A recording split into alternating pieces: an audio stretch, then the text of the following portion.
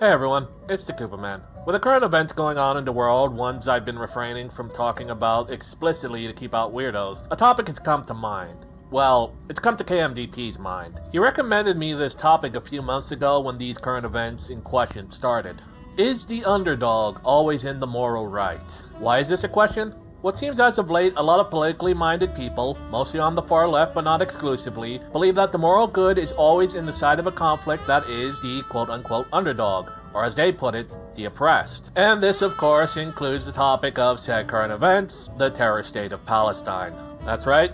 This topic was spurred on by the Gaza conflict, and to a smaller degree, the war between Ukraine and Russia. I know, I said I'd try to avoid these current events and culture war topics. Shame me all you want, but the fact still remains. To always believe that the more oppressed side, or the side who's at more of a disadvantage, is always going to be on the side with the moral high ground is utterly stupid. I mean, if you want examples from history, you need look no further than World War II. History classes seem to teach kids these days that Germany and the Axis powers were this big bad threat that the poor backed in the corner allies had to deal with, when in actuality, if you look at a map of the Axis powers against the allies, you can see that Germany was very much fighting a losing war. Even more so if you know just how bad a strategist the Austrian painter was, or how doomed their economic model was, especially after the painter's vanity project. Really, the only reason they lasted as long as they did was because Stalin liquidated his generals like an idiot. It was sheer dumb luck they were even able to take Poland to begin with. Never mind the deliberate self-sabotage the French committed against themselves that led to their fall.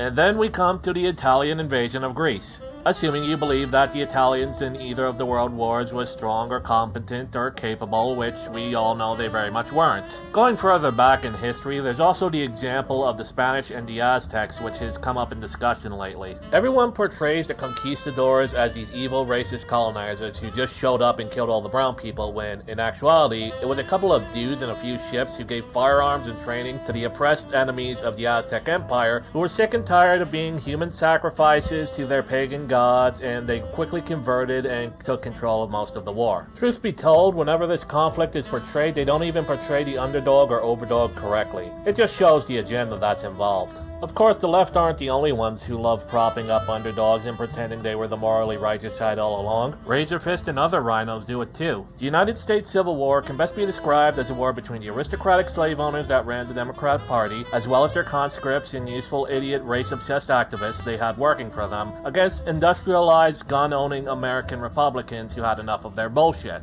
The conflict began when the former threw a massive temper tantrum after being unable to steal an election and decided to make a series of autonomous zones, with them explaining that the government owes them certain quote-unquote rights to treat other minorities as a class of crop-picking Untermensch who work basically for free.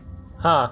You know, are we sure that George Lucas wasn't onto something when he said that everything rhymes like poetry? I felt like I was describing the current year. Who works in London? Who would be serving our coffee in Pret? Who would be selling us our sandwiches in Pret?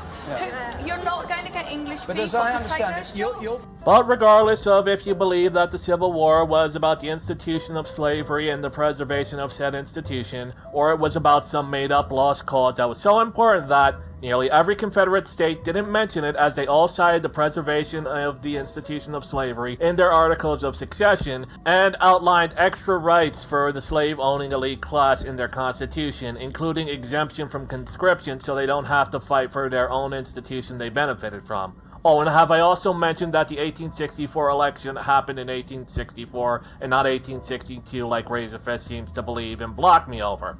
Okay, good.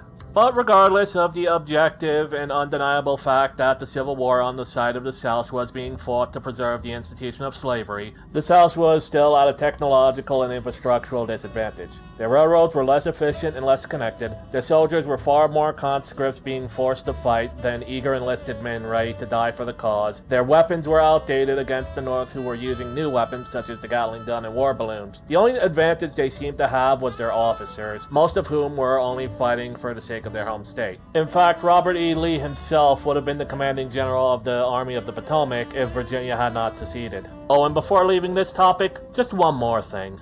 Oh, way down south in the land of traders, rattlesnakes and alligators. Right away, come away, right away, come away. Where cotton's king and men are chattels, Union boys will win the battles. Right away, come away, right away, come away. all go down to Dixie. Away, away. Each Dixie boy must understand that he must find his Uncle Sam. Away, away, away. We'll all go down to Dixie.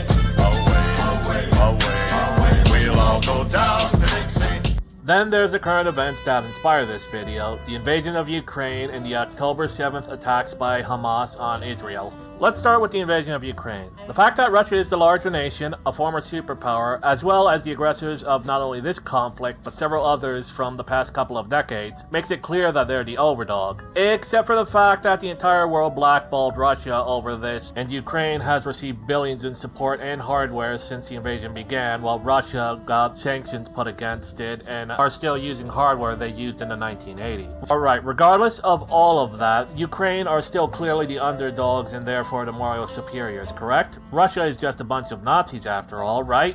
Well, about that, before the invasion of Ukraine, it was public knowledge that Ukraine was run by an actual Nazi government and had Nazis from the top down, as well as making up large portions of their military, particularly the Azov battalion. Alright then, with all of that, it's very clear that Russia are the underdogs and thus the morally correct ones, right? Good guess, but actually no. Yeah, no, not really. Vladimir Putin is still an autocratic tyrant. His excuse that he's supporting the independent states within Ukraine is flimsy because this is hardly the first time he's gone after this nation. And more than that, he's willing to side with the Chinese, primarily because everyone else shut him out, which makes him pretty much morally evil. Donald Trump don't trust China. China is asshole.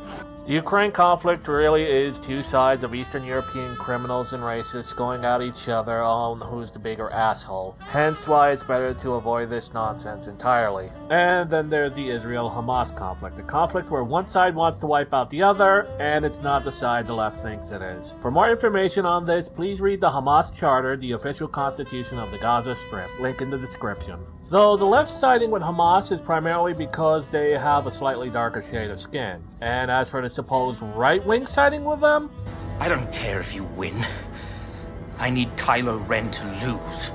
that feeling you get when the supposed alt-right are a bunch of cringy gingers from Star Wars. But what do you expect from a group of people that thinks a Mexican having sex with gay twink prostitutes wearing cat ears in the butt is gonna somehow save a lay white race? So what's this all stem from? Why do we see the underdog as the moral superior so much of the time? Well, it's sort of a mentality that traces back to even biblical times. David versus Goliath comes to mind immediately, as well as Moses and the Hebrews against the Pharaoh. Of course, both times it wasn't the underdog who was the protagonist, because the Lord Almighty was on the side of Moses as well as David. Still, the idea of a scrappy underdog defeating the odds is compelling to our stupid monkey brains. It's the entire basis for stories like Rocky, The Mighty Ducks, Cool Runnings, most sports movies actually, but also Ace Attorney, Peanuts, the Lord of the Rings trilogy, even Dragon Ball from its very first chapter all the way until the end of the Frieza saga at the very least when it comes to Goku.